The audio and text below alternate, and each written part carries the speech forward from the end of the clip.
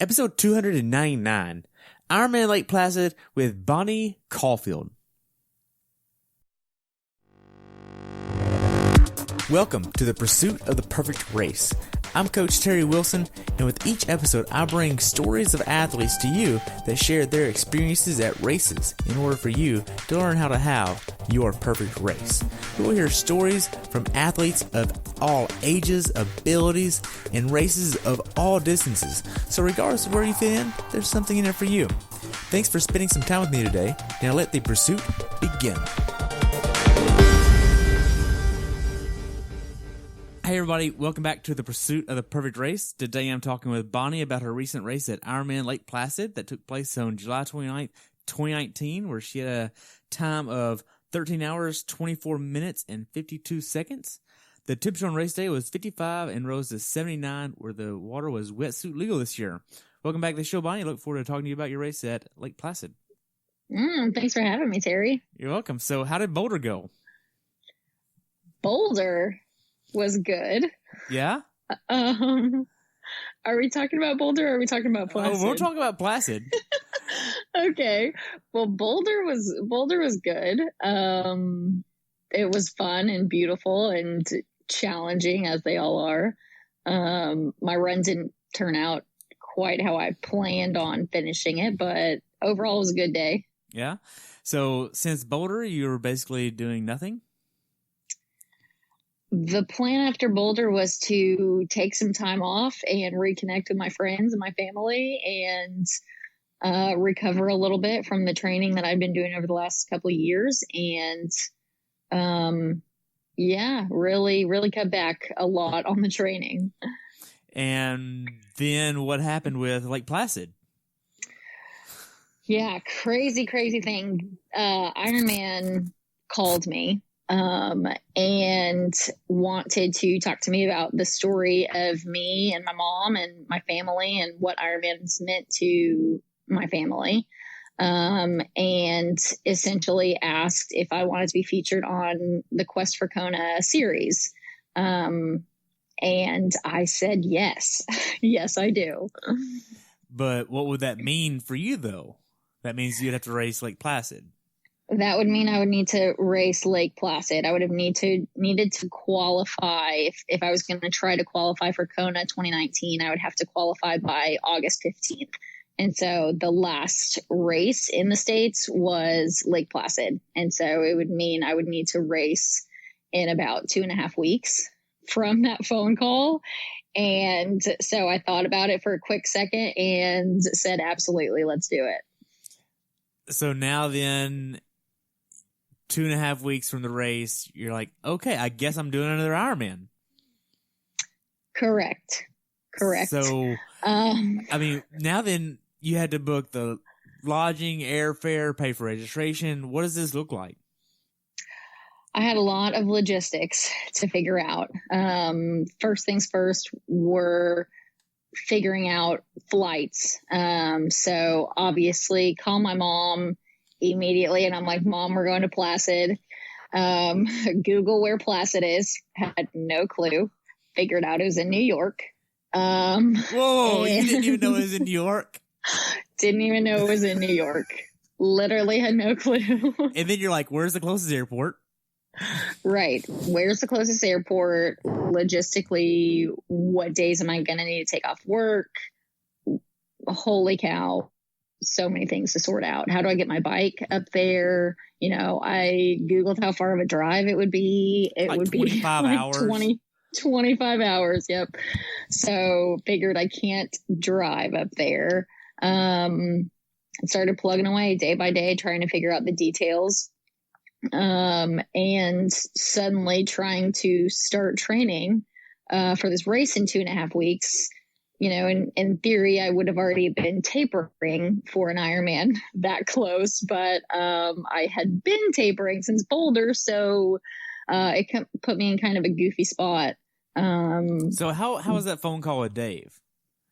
It's like, hey, Dave, I'm doing an Ironman in 2.5 weeks. I'm pulling a stunt like you used to do. You know, he was pumped for me, and he of course, of course they picked you for this. Just so kind of typical of kind of opportunities falling into my lap. And he was like, after this, we rest. So I agreed. I'm like, after Placid, we can rest, but I'm definitely not passing up this opportunity. So he was like, all right, adjusting your schedule right now, and went into my training peaks and put in a game plan to try and get me ready for this thing pretty quick. Did you have any idea of the elevation gain and loss of this course? I didn't know anything about the course. No. Okay, so it has like 7,200 feet of gain on the bike and 1,500 on the run. Like, it's not a easy Ironman. It's not Florida. Correct.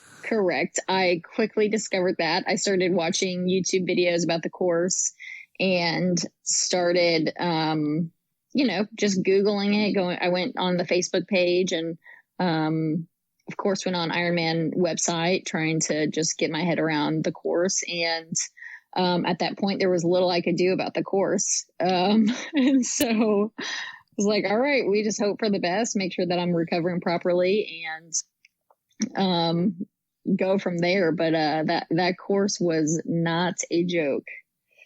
Man. So now then, what was your actual training like in between Boulder and Placid?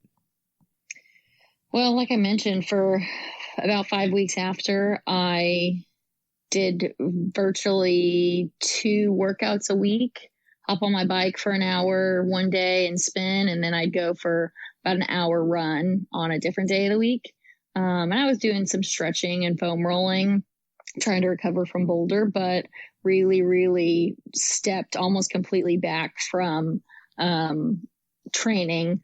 And in those final 2.5 weeks, I started to jump back onto a more normal, if you will, training routine. So bricks during the week and on the weekend, and getting in my tempo runs. I got in a track workout with my teammate Jeff one day, jumped back in the pool, just got right back to it. All right. So, whenever you think about the logistics behind this race, when you actually got everything booked, the flights, the lodging, how you're going to meet up with your grandma or your mom and all that, what's this actually look like? Well, the race was on a Sunday, yep. And so we booked our flights to, we had a connecting flight to DC and then to Ogdensburg on Thursday. And then from Ogdensburg, it was 2-hour drive to Placid. Where is Ogdensburg? Good question. It's northwest of Lake Placid. Why did you choose that airport? It was relatively close, and it was the cheapest that we could find at the time. Okay. Really, really tiny little airport. The only connecting airports are Chicago and DC. So 2 flights a day out to Chicago and out to DC. So a little bit of airport, but yeah, it was the cheapest at the time. And, last minute flights and last minute, I guess I'm trying to say hotel, were just looking like they were going to be really expensive. And so we were like, all right, whatever we need to do to make this thing affordable. Gosh. So how much was airfare and lodging? Airfare was about $600 a ticket, for both me and my mom. And then this was a really cool, thing. So I found out on a Tuesday afternoon that I, got selected for this and went to Bible study that night, just walking on air. I mean, I was so pumped, so excited to get to race and just excited for this opportunity. And so I started talking to the girls in my Bible study, and I'm like, I'm going to Placid and I don't even know where that is, but it's going to be amazing. And one of the girls, her boyfriend's family is from Lake Placid, which is just crazy. And so I ended up, very long story, made sure I ended up staying with my friend's boyfriend's grandma, who is 100 years old. Wow. Her name is Ma. And so we stayed with Ma, and she was just the sweetest host for us. This beautiful, very old house that her and her late husband had lived in since 1964. It's got glass doorknobs and terrible shag carpet and just all the things, but it made for just a really cool story and a really cool piece of our trip, and just really a blessing that we were able to find this place to stay so last minute. Yeah, because lodging up there is not cheap. It's not. And the town's really small. I guess I didn't know anything about it, but there's about 3,000 people who live in Placid. And so Ironman is a huge event for them. And so hotels all around are completely booked. I mean, we come and devastate in a really good way this little town. And so I can't imagine how much it would have cost for me to find just a hotel room. So much better option to stay with Ma. Yeah. So whenever you get to Placid, what day do you get there, and what was your first impression of Placid? So we got there Thursday evening, and the whole drive there was just beautiful. I had no idea that New York was so beautiful. I've never been to the state.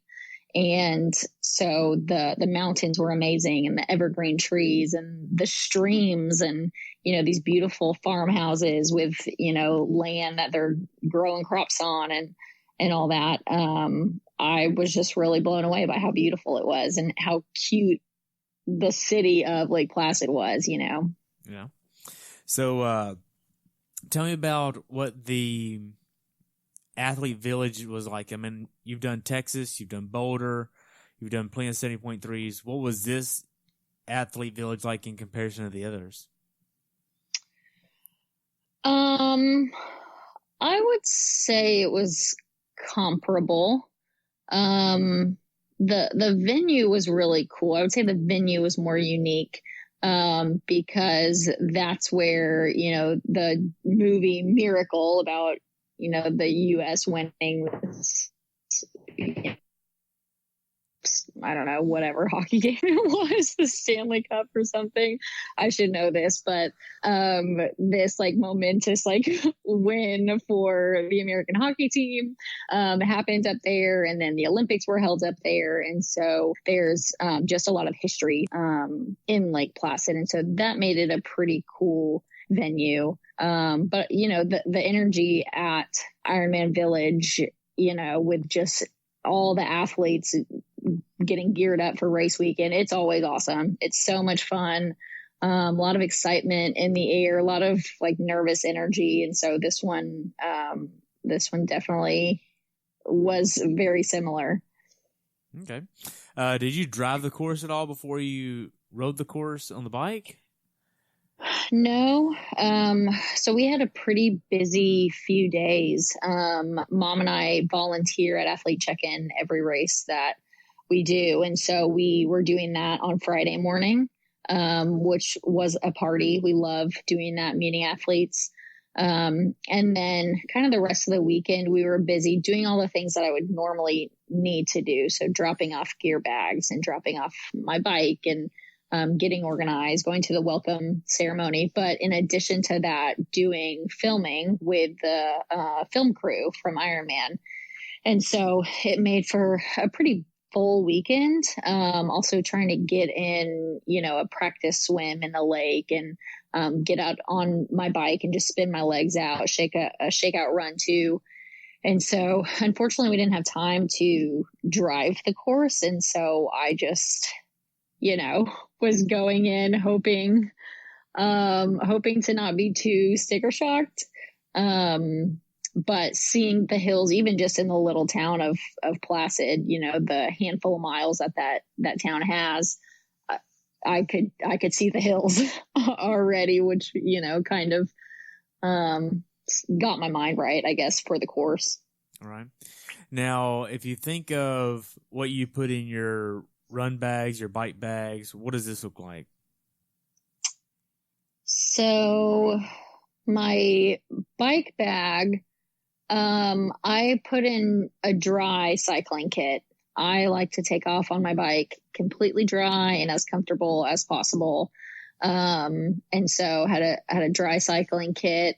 And then all my nutrition, I brought a peanut butter sandwich with me. I brought some Cliff Blocks and some Cliff Goos, in case they didn't have a flavor that I liked.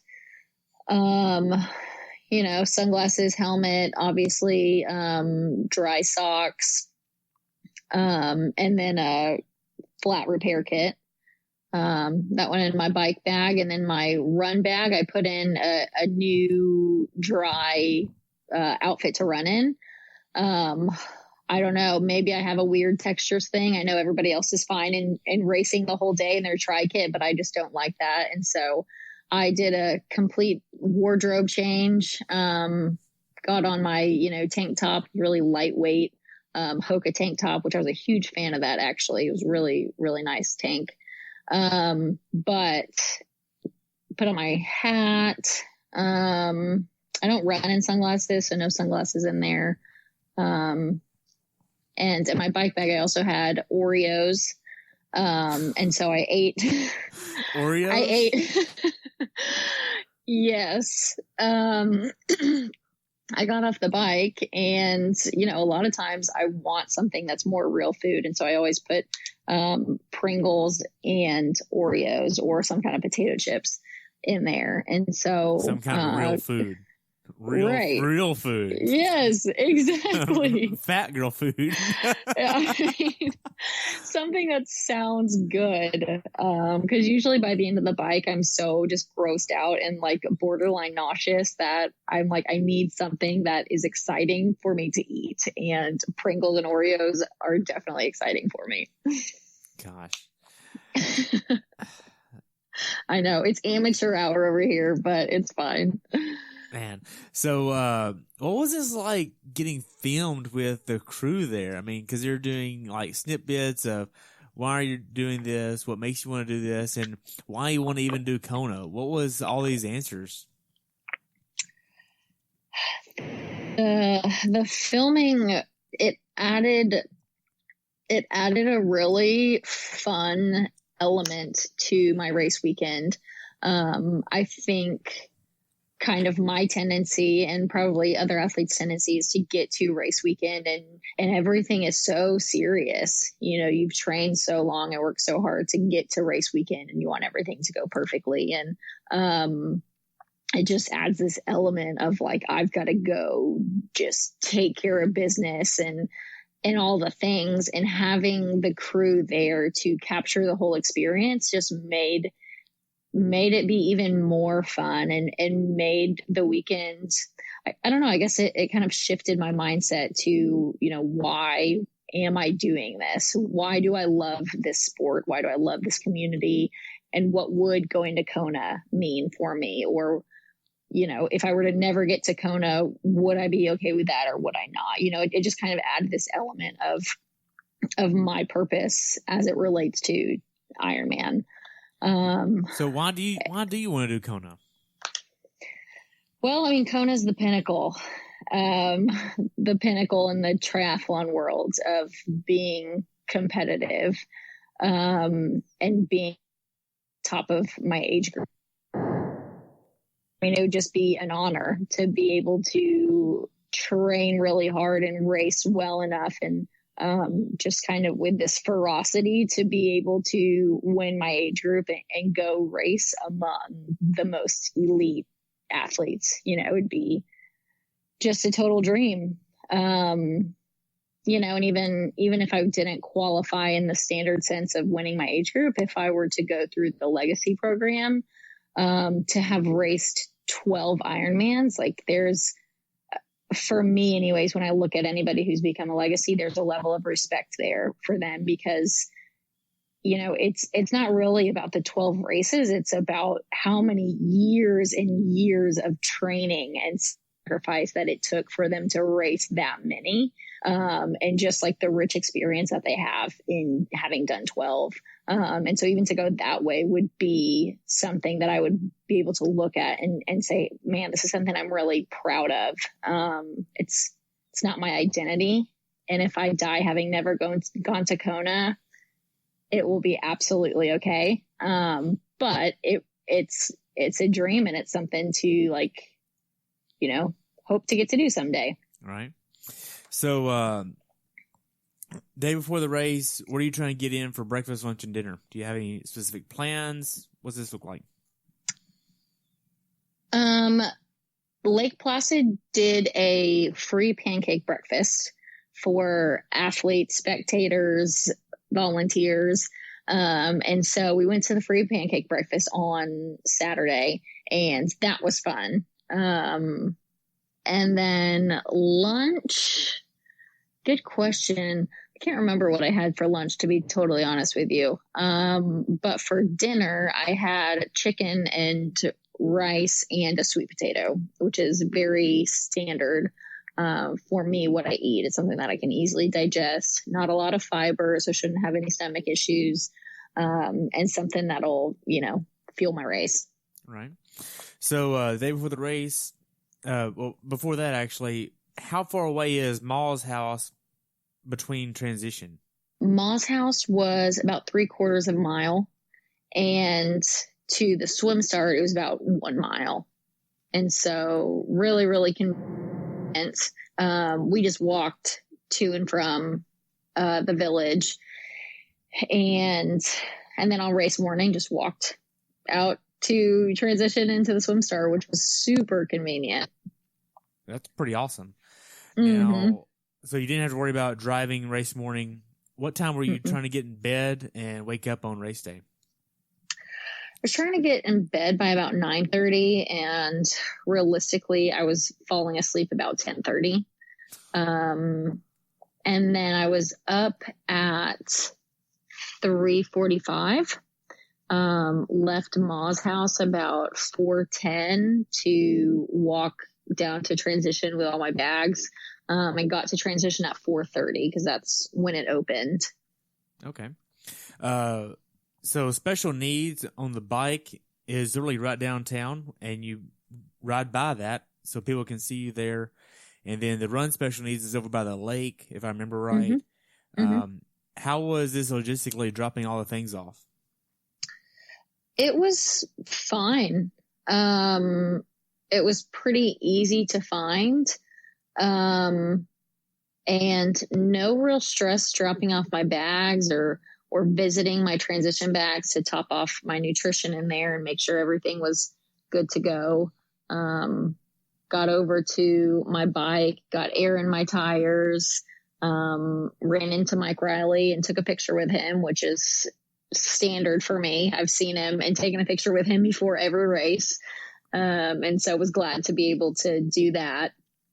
But really, really easy. You know, I spent Friday and Saturday making sure that I had my head around logistically where all the things were. And so it made race morning really smooth. Gotcha. As far as transition goes, I know you're putting about 105 PSI on your wheels, setting everything up, then heading down to the swim start, which is about a half mile away, if I remember right. It's a good little ways. They carpet the whole way, thankfully. You get over there to the swim start. What's the atmosphere over there like? This is the, I think, 21st year they've done this race, if I remember right. Yep. It was great. It for some reason seemed less serious than some of the other races that I've been at. And I'm not sure exactly why. Maybe that was all just my perception because I was, you know, kind of in a different state of mind, but it seemed less serious, but it did seem more crowded. I mean, like I said, Lake Placid's pretty little and the lake was pretty little. And so everyone being crowded around trying to eventually get into this little, like, I don't know, funneling channel to get up to the beach on the swim start. Gosh, it got pretty packed. So where were you seated? Where did you seat yourself at? I seated myself with the 1 hour to 110 group. Okay. So the cannon goes off, the pros go off, and then they start rolling everybody into the water. You see your mom before you hop in the water. I know she's probably volunteering somewhere on race day, if I know her right. Where does she volunteer at? She actually doesn't volunteer on race day. Technically, she a lot of times wears her volunteer shirt so that people will come up to her and ask her questions if they have questions. And she spends most of the day answering lots of random questions that people have, just because she's really good at that. But she doesn't technically volunteer anywhere on race day. Okay. Mm-hmm. So you get in the swim. How does the swim go for you? Holy cow. It was the most aggressive swim I've ever been a part of. In other races, it feels like there's like fencing that kind of narrows down the amount of people who can be getting in the water at the same time. And there wasn't that at Lake Placid. And so far more athletes are getting into the water at the same time, and it just turned into a washing machine. So for the first probably, I don't know, 200 or 300 yards, it was so aggressive. I honestly, for the first time ever in the water, felt like I might get pulled under. Really. I wasn't panicking, but I did have some thoughts about this is how I'm going to die. I'm going to get pushed under the water, and 2,000 athletes are going to swim over me, and I'm not going to be able to get out of this thing, which was an absolutely terrible feeling. I don't think that was a super safe start. And so I will absolutely be giving Ironman my feedback in that regard. But I think part of it had to do too with the fact that I wasn't wearing a wetsuit, and, I didn't want to. I don't love the wetsuit. I think it fatigues me more than it really benefits me. And so I chose not to wear one. And there's all these super buoyant, huge men who are just swimming all around me and on top of me. And I just felt like they were going to push me right under. So I didn't love that, but eventually after a handful of minutes, who knows how long, was able to kind of make it out of that. I swam to the right of the buoy, so I was kind of inside the buoy line. And there's a cable that I'm sure that you're aware of that runs buoy to buoy. And I could see that thing clear as day, which was amazing because, in Texas, our lakes are super nasty and you can't even see your hand in front of your face. And so I saw that cable and I followed it, the whole swim, which was amazing. I was bumping my head on buoys because I wasn't even sighting. But that was awesome. And there were times that got a little bit crowded because lots of people were trying to do the same thing, but, it made for a good experience. And in the middle, after I'd finished the first loop of the swim, it was kind of nice to stand up and have the blood kind of settle back into my body in a normal fashion and get, a handful of, seconds to wave at the crowd and get that energy from all the spectators and hear Mike Riley and all that. So, overall it was not my fastest swim at all. But, the lake was beautiful. The views were beautiful, turning my head for air and seeing these spectacular mountains and amazing trees and all that was a really cool experience. Wow. So you get done with the swim in 1:19:22. You spend 8 minutes and some change in transition. How does this transition go for you? I was fine with my transition. It was kind of a long little run there compared to a lot of other transitions. And so, got to my bag really quickly, grabbed it, got into the changing tent.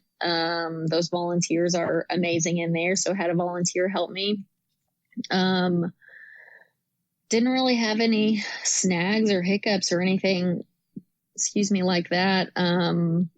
Just to point out, this is actually almost 2 minutes faster than Boulder. And this is a lot longer of a transition area? Well, that's because in Boulder, I was frozen because it was 44 degrees when I got out of that water, and I was sitting in transition, shaking and trying to get on 2 pairs of gloves, 3 pairs of socks, toe covers. I think I wore arm warmers. So yeah, I would definitely believe that I was faster in this one. Man. So something unique here at Lake Placid that they do is the volunteers in transition get bikes off of the bike racks and hand to athletes. Did you get lucky enough to get this handed to you, or no? No, and now I'm furious. Did they not Why do that didn't this year? I have that? They didn't do that for me. Okay, well, they may have changed it. They did this in 2017 because there was a whole crew there calling out bib numbers, just like in special needs. Like, the volunteers were getting bikes off bike racks and helping athletes through. So they may have changed that since then. I'm not sure, but I definitely had to get my own bike. Well, I'm curious. Like, if somebody is listening that did it, I want to know. Yeah, I don't know. Changed or not. So you get out on the bike ride. You're greeted with this nice downhill with the left turn, if I remember right. How was this? Because they have hay bales set up to make sure you don't wreck. Or if you do, it's kind of soft. Because it's a nice downhill. It's a very nice / scary downhill right there. I think it was not my favorite because, I mean, you have so much adrenaline coming out of T1. And I would bet there were a handful of people who wrecked on that hill because it was a very steep hill. But yeah, it was nice to not start on an uphill, I suppose. Yeah. So what was yours and Dave's strategy for this bike ride? Did y'all have a heart rate goal, power goal, RPE goal? What's this look like? He wanted my normalized power to be at 120 watts. And then spot checking on my heart rate. And so if my heart rate started to get elevated, like much higher than like the 150s, then, definitely a sign of overexerting myself or dehydration. And so kind of spot checking with that. And in the end, my normalized power ended up being 121. And so perfect. I am totally patting myself on the back here and saying I nailed it. But now, if you nailed it all, the other end of that would be your max heart rate on the bike ride would be 149. Well, if I was getting out of the 150, so if I was getting into like the 160s, anything much above that, then I would have been kind of concerned that I was overexerting myself. Okay. But I was in a good place. And I heard so many warnings about do not overbike this thing. And so I set out to do exactly that, not overbike it. And, I think I really honestly did a good job of that. I don't want to get ahead of myself necessarily, but I definitely in that first loop wanted to just spin up the hills. I didn't want to grind anything out. Didn't need to be pushing too hard, especially just with the fatigue that was already on my body from my last 2 races. And so I do think I did a good job of reining that back. So if we take another look at it, that's the uphills. Now there's a nice downhill here going into Keene. What was this like? Were you scared or were you just having fun? Terry, I was horrified by that hill. Oh my gosh. And it was like a series of like 3 downhills that were all winding, no real sharp, curves, but if I would have known that was coming, I would have been pumping my brakes way sooner because I hit a max of 45 miles an hour, which my body should not be going 45 miles an hour without a windshield and a seatbelt. So I did not love that. My wheels were too deep for how windy it got on that. And the wind was just it was blowing me around, and I was really having trouble, like, feeling like I was safe and secure on my bike. So it's and I'm sure, scary. oh, terrifying. I did not enjoy that. Man. So your nutrition plan is to get about 150 calories an hour. You're using cliff and tailwind. How well do you execute this? I did pretty well on it. I was taking blocks, and I took, I think, 2 goos. And I took 4 different half bananas. Was also drinking Gatorade, drinking Tailwind, getting lots of water in me. And so I think I did a good job on my nutrition. I took 4 salt pills over the course of my almost 7 hours, which, I usually, it's kind of a play it by ear situation, but I try to take 1 salt pill every 1 to 2 hours. And so, was able to execute my nutrition really like I'd hoped to. Okay. Now, as far as the bike ride goes, how's the quality of the road here? Are the aid stations well timed? What's this like? The roads were great. The whole route was really great and beautiful and scenic and wonderful, like distractingly beautiful. The aid stations, they have plenty of volunteers who are passing out water and Gatorade, but they did not have plenty of volunteers who were handing out goos and base blocks, which are new this year. And so that was a challenge. There were 2 aid stations in a row where I had hoped to get base blocks, that they didn't have them. And if I would have known that they didn't have them, then I would have grabbed the goo, but I passed up on the goo hoping that they had the base blocks.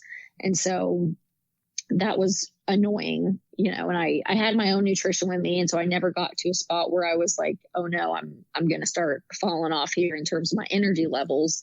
But that was it was frustrating. And I think that they need to have a few more volunteers than just 1 passing out that kind of nutrition. Right. It's kind of disheartening a little bit. Yeah, I was definitely disappointed by that. Okay.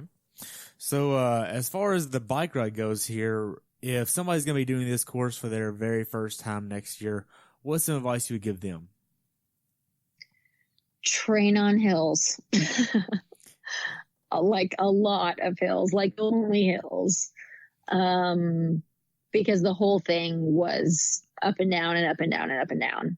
Particularly the back half of the loop, which is not that bad, in miles 45 through 55 the first time that you're doing it. But the second time that you're doing it, it is not a lot of fun to be climbing those big, massive hills. And so put in the hill training for sure. Okay. So as far as the bike ride goes, you get this done in 6:50:17, which is about 40 minutes slower than what you did Boulder in. So you're definitely capable of more faster time here.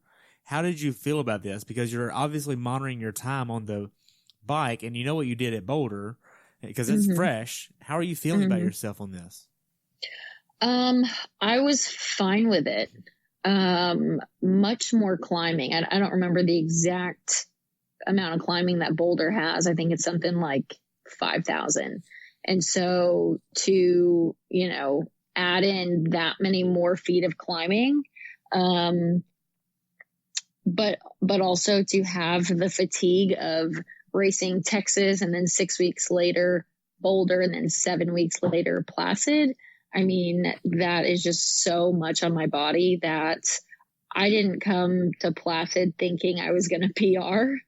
And I came to Placid wanting to be really disciplined on the bike about my nutrition and about not burning out my legs, so that I could go and be able to run and enjoy the run. And I was able to do that. And so, my slowest Ironman bike, but also the most difficult course I've ever done on the most fatigue that I've ever raced with. So I was really okay with it. Yeah. Okay. So you start wrapping up the bike ride in nearly 7 hours. You're in T2 for 4 minutes and 33 seconds. How does T2 go for you? T2 went good. Went really pretty smooth. I'm always thrilled to get out of my bike clothes, just to, move forward from that leg of the race. I've got another leg behind me. You want to get into dry, clean clothes? Exactly. And say, okay, whatever went right or whatever went wrong or anything, it's behind me, and so now we run. Now I've got to focus on what do I need to do right now. And so, as I'm in transition, I'm obviously making sure that I'm taking care of all the things that need to happen in there. But I'm also thinking like, okay, what do I need to do the first mile? The first mile is really tough for a lot of people to be disciplined about. You take off and the adrenaline and everything kicks in and your body's really tired, but somehow people go and, guns a-blazing for their first mile and do a 8.5 minute mile when they're supposed to be doing a, 10-minute mile. And so I definitely didn't want to do that. So I was thinking, okay, what do I need to do right now? And it's, take care of the things in transition, but go be disciplined mile one. Okay. So what's some advice you would give somebody that's in T2 for the very first time? Use the volunteers for sure. They are there to help you and use them. But also to take the extra time to do whatever you need to do to be the most comfortable, to save 2 minutes in T2 and forget your chamois butter, like that's going to come back to haunt you, or to forget your blister guard, or to not swap and put on dry socks. And then you end up getting blisters because you peed on the bike and now your socks are soaking wet full of pee. A few minutes in transition is absolutely worth it to be the most comfortable and have the most successful run. Okay. So you get out on the run. How does the first 8 miles go on the run? Because you're basically going downhill and then on the backside where it's twisty, turny. Where's that turnaround at? Is it around the next bend? I don't know where it is. I can't see it yet. Like, it's quite annoying over there. How does all this go for you? It went well for about the first 5 miles. My first 5 miles were supposed to be about 10-minute pace. And so I took off doing that and hit that for about 5 miles, but I was really feeling nauseous.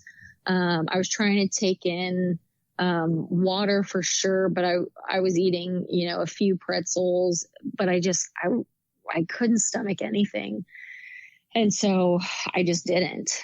And by about mile 5, I start getting lightheaded and I'm like, shoot, I know I'm behind on my nutrition. I was hoping that this would subside, but I've got to get something in me. And so at aid station 6, I sucked down a goo.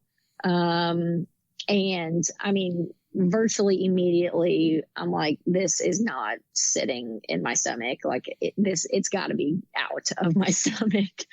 And so I'm not like a natural puker. And so I'm like, all right, I'm just going to make myself puke here. And so stuck my fingers down my throat and start puking all that up.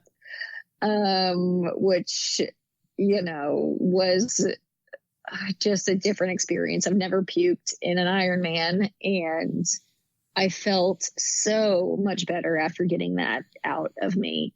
Puking is like one of the worst things in America. And so that itself was not good, but I felt way better after I puked. I obviously now am dehydrated and malnourished and have 20 more miles to go.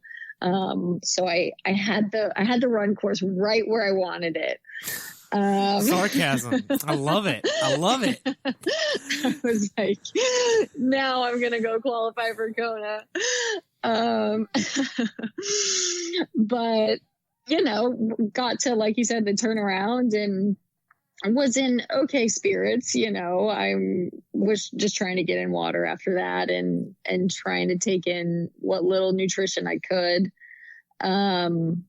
Was trying to eat, a few chips here, a few pretzels there. But the return trip of that out and back was just an animal. I mean, terribly long and steep climbs. I was walking up any like decently steep uphills. So basically the downtown area, you're walking that. Getting into downtown. Yep. For sure. And then there's a stretch. There's an uphill and then you turn left and then there's, another uphill. Mm-hmm. Yeah. It's just like a continuation of this terrible uphill. So yeah, a lot of that I was walking, but I was doing my normal Bonnie Ironman thing and waving at spectators and speaking to all of them and thanking them for being out there. And my bib, since I'd signed up so last minute, it wasn't personalized, and so I took a Sharpie and written my name on it in really big letters so that people could easily see, because all the bibs this year, they're all obviously the same design, and the names are teeny tiny, which is infuriating. I want to see people's names and be able to speak to them. But since mine wasn't on my bib, I wrote it in really big Sharpie letters. And so lots of people were able to see my name and call out to me and cheer for me, which is very motivating. But that strip that goes down past special needs bags and then, comes back past the swim start, is pretty flat and kind of a long stretch there, but lots and lots of spectators. Which was fun. It was interesting the time that I was coming back into town when I had turned around. I looked at my watch and it was like 5:22, and I'm seeing people that are coming in off of their bikes and they've got, 8 minutes to get into transition and get off their bikes before they miss the cutoff. And so seeing so many of these athletes like coming in just panicked that they're about to miss the cutoff. It was, I don't know, interesting to see, and kind of made my perspective, I don't know, shifted my perspective, I guess is what I'm trying to say, of like, wow, thank God that I'm where I am right now and not just getting off my bike and not feeling the anxiety that these people are finishing, but also, knowing that Mom and I always go back out to the finish line, I was like, man, like I can't wait to see these people in that final hour at the finish line. Which just was kind of a fun, like close the loop thing that I got to experience. Wow. So whenever you get on the second loop towards the end of that loop, whenever you're with like 4 miles to go, I know we're fast forwarding quite a bit here, but what was this second time of the hills and second time of going by the lake like? Well, the hills were exponentially worse the second time. The first time I was really able to do a walk jog situation and even jog a little bit up some of those hills. But the second time I couldn't, I just was really unable to get my nutrition back under control. And so I spent most of the run just really unable to take in food, taking in a little bit of chips, a little bit of pretzels, but I didn't take in any goos. I was trying to drink Gatorade, but my energy levels just kind of start plummeting.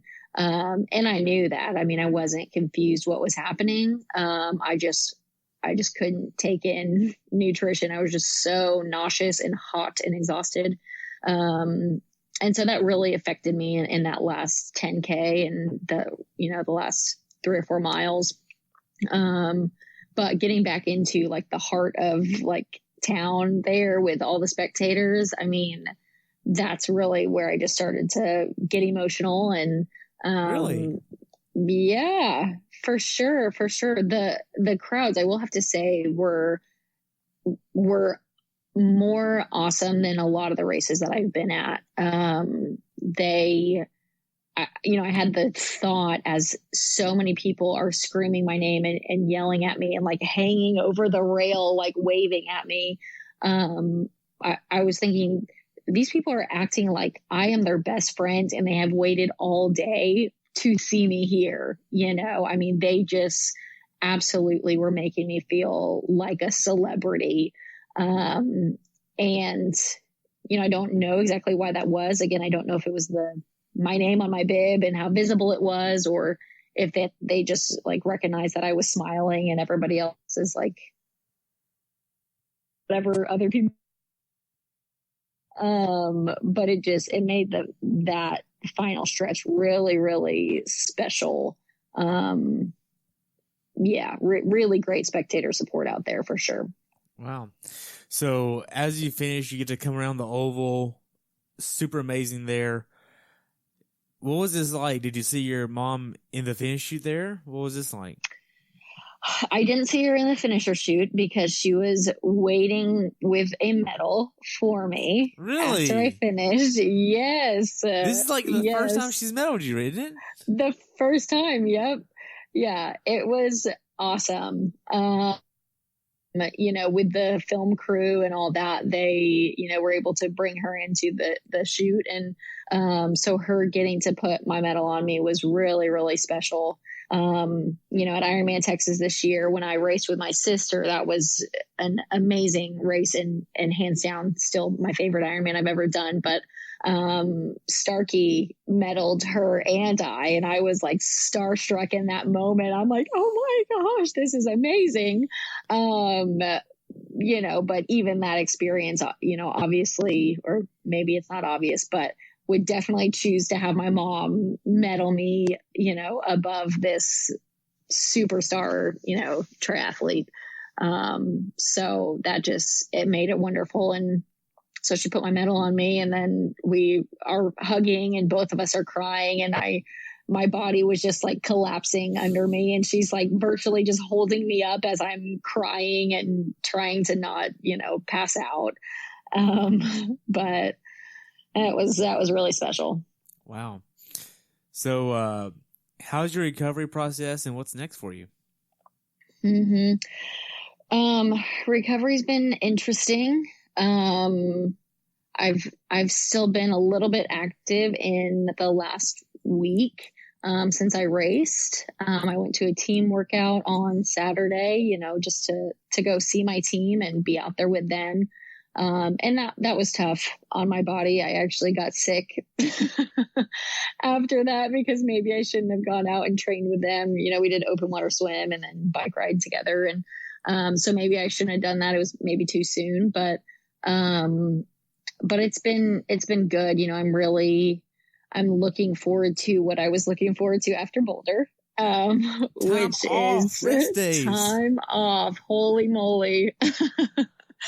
I'm looking forward to sleeping, and I have some books that I want to read. What books do you want to read? Gosh, you would just put me on the spot like that. I heard, about a book called The Four Agreements. Yep. I don't know if, have you read it? Not yet. It's on my list. Okay. I would really like to read that book, kind of first and foremost. I have a few books for work that I'd like to read. I'm really into personality types, and I've never read, Strengths Finder. And so I would like to read Strengths Finder and identify my strengths and start to understand how to identify strengths in others. So those are a few, but I've got just a whole stack of them. Man. Well, Bonnie, that's all the questions I have. I mean, I could ask plenty more, but I know we're short on time this time. How can people follow you and follow your journey? Well, you can follow me on Instagram. I'm Bonnie and the Jets. I'm usually pretty active on there. I've been less active on there in the last few months just because I've had so much going on with racing and all that. But yeah, really active, really love my Instagram community. I'm also on Facebook, not as disciplined about that, but and then also just to tune in to Quest for Kona whenever they air the episodes. They should be coming out on YouTube in a marketing email, is my understanding, in October, right around when Kona airs. Right around when Kona happens. And then they'll air the episodes on NBC Sports the week of or the week after when they air Kona on NBC Sports. So that would be in November. So would love for y'all to watch along with me and get to kind of hear my story and just what Ironman means to me and my family and all that would be fun. Awesome.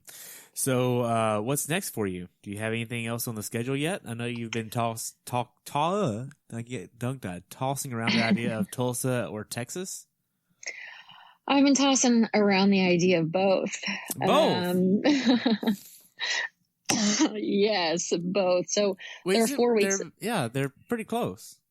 They're pretty close for sure. And if I were to do both of them, then it would be a different race strategy. I wouldn't be going out there to necessarily be super competitive, but to just go enjoy the day.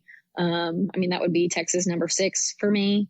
And so, at that point it would be Ironman's number 9 and 10. So on that quest to go for legacy. And so I would want to use my training and get 2 races out of it, if you know what I mean. But none of that is locked down yet. I need to take a few more weeks before I sign up for anything. If you do Texas, Tulsa, you could potentially do Mont Tremblant and Placid next year again, and then you'd have your 12.